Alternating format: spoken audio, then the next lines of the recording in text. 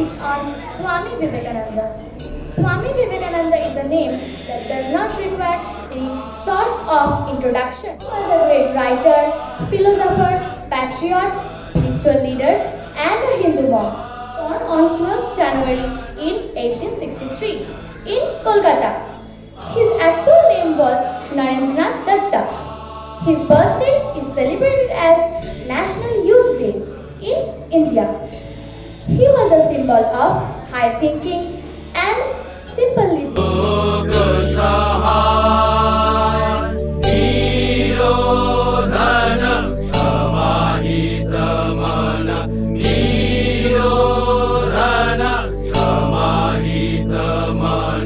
निरखितम कृपा